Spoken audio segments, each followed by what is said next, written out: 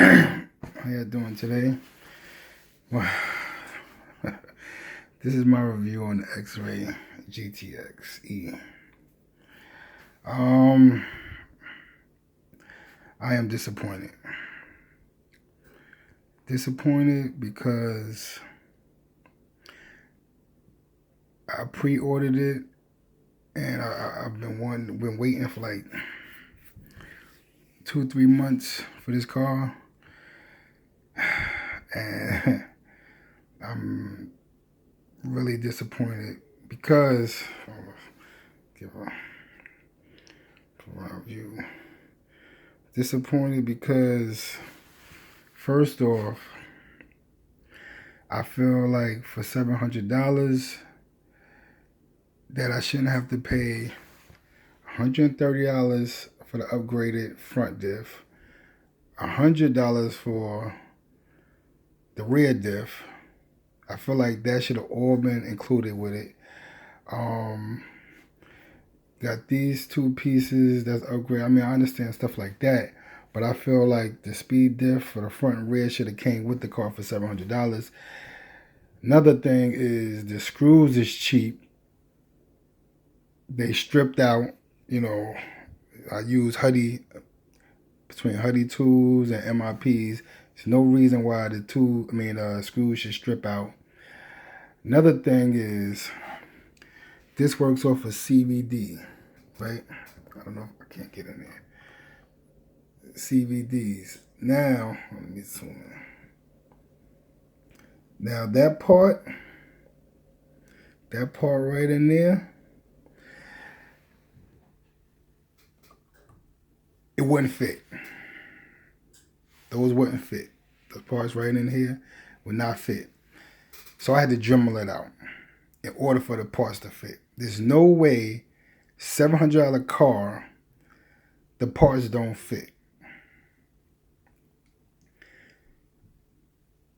That tightened me up. Then the diffs, I can't really do it now because I put it together. It has play. Like you can pretty much shake it from side to side. There shouldn't be no play. When you put the housing on, there should be no play as far as the diff shaking. They give you a little, they give you grease. They give you this little squeezable thing about that big, right? Now, it comes with grease about that much in there.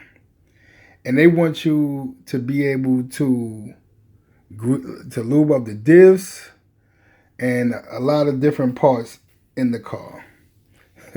I just feel like at least if you're going to give me a tube about this size, fill it up. You know what I'm saying? I don't...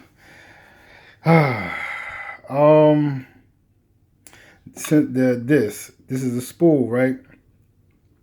You cannot use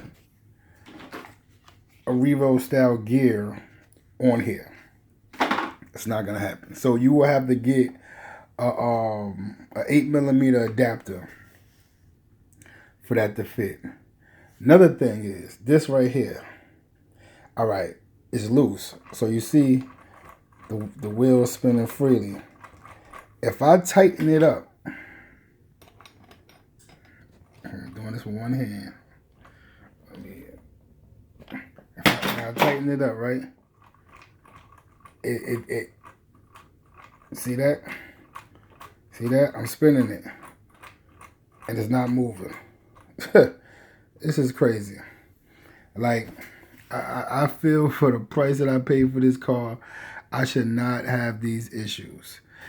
This right here. To take this off, to take the top, every time you want to take this off, you have to take these two screws out and this comes out. I feel like they shouldn't have did it like that. I think this should have been able to come up without detaching this whole thing. What else do I have a problem with?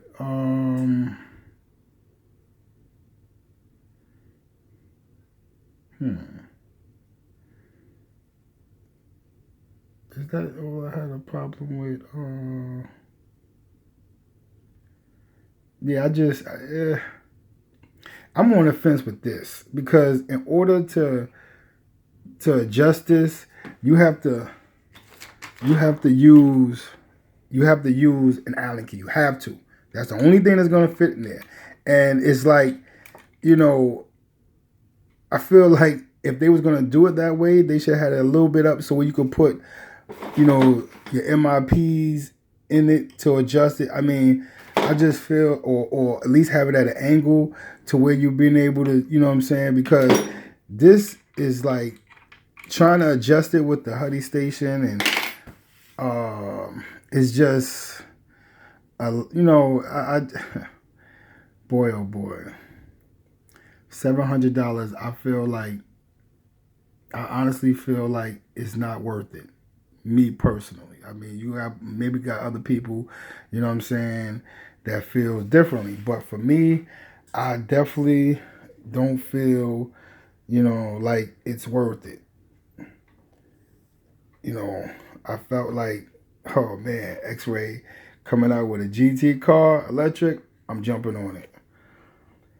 And it didn't give me that wow factor. I'm gonna be honest with you. You know, like when I bought my Serpent and you know, and building it, they gave me different. They kind of they gave me different scenarios. Like if you use, you know, when it come down to this, you know, if you use different angles, it'll tell you what it's for. You know, here they give you a bunch of them, but they don't show you what is the benefit of using it at this angle and that angle. They just throw it in a box and say, choose which one you want. You know what I mean? Like, I felt like, you know, for somebody who's not an expert, they wouldn't know exactly, you know what I'm saying, what to do. You know what I mean? Yeah, I honestly feel like, you know, it's not worth it. It's not worth it. You know, for all the stuff that went wrong, I felt like it shouldn't have. You know, don't come with nobody. You know, pretty much to get the car to where I drag race. So to get the car to where I needed to be, I'm gonna got to spend another. You got to spend 129 for the rear, 100 for the front. You're gonna get these two pieces, and a couple of other pieces. You're gonna spend over $1,000 without the electronics. Then when you come down to electronics, you know, either the XLX, Bomber Monster 2, you know, whatever motor you decide to run in there. I'm running a, you know, Silverback servo. By the time you look at it, you went to about $1,600, $1,700, to be technically honest.